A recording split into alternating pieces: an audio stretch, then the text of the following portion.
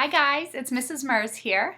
I am going to read you your bedtime story, and tonight I'm going to read you the story Pretend.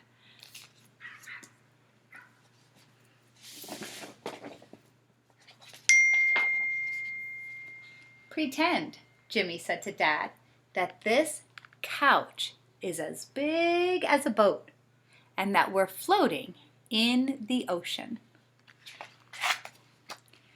And pretend that there are sharks swimming all around us. So we throw this rock into the water, and it scares them away. But now we're tired and starving, and we don't know if we'll survive. Now you go, Jimmy said to Dad. Say, "Oh no, what are we going to do?"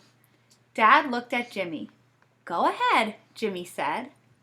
"Oh no," Dad said. "What are we going to do?" "I've got it," said Jimmy. "I have these fishing lines. They can save us." Jimmy and his dad cast their fishing lines into the water. "Any bites?" Dad asked. "I think so," Jimmy cried. "It's not too big, but it'll do." "I think I feel something too," Dad said. "Whoa," Jimmy said. "You got a big one." "I did," said Dad, smiling. "Now let's cook them," Jimmy said. "I'll start a little fire right here."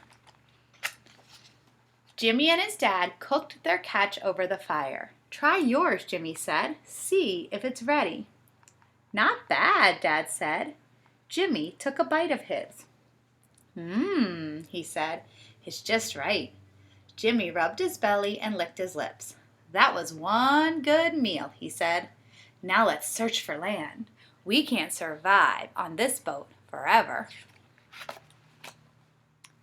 "No standing on the couch," said Dad.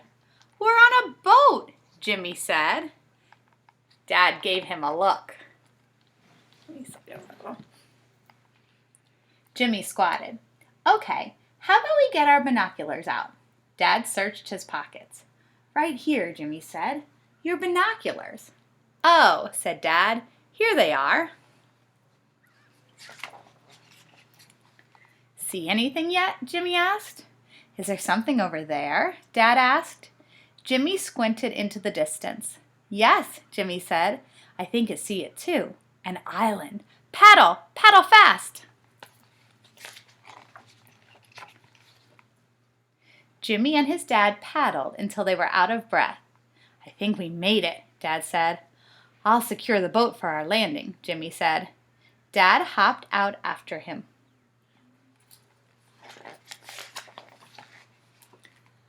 "Ouch!" said Dad. "I think I stepped on a crab." "Ouch!" cried Jimmy. "Me too, but don't stop. We've got to make it to shore. Help! Grab my hand!"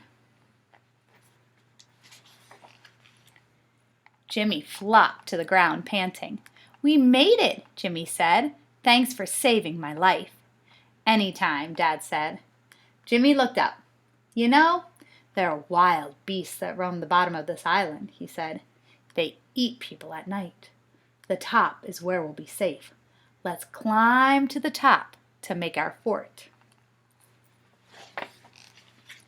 Jimmy started to climb. "I'll go first," he said. "I don't know if I can make it," Dad said. "Don't worry," Jimmy called. "I'll help you."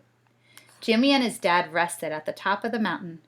"We can see everything from up here," Jimmy said, looking through his binoculars again.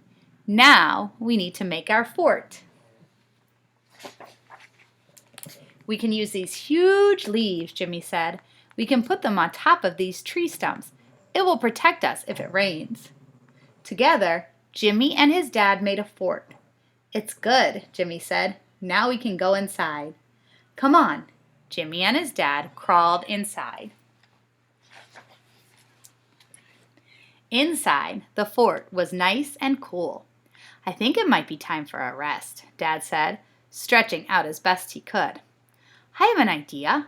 Why don't we pretend that we're two tired explorers taking a rest in their fort after a long day of exploring?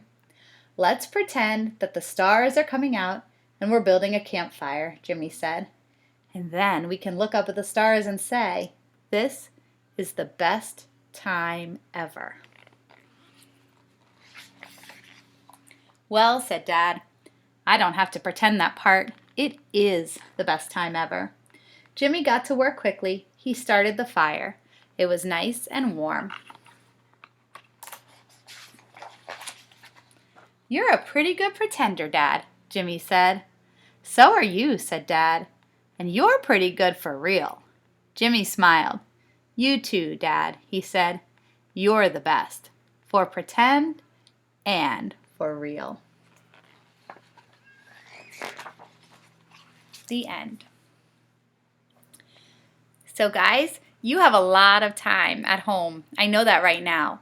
But if you take some time and you pretend, just like Jimmy and his dad did, you will end up having a great time inside your house also. I'm curious to see what awesome places you go when you're using your imagination. Have a wonderful night.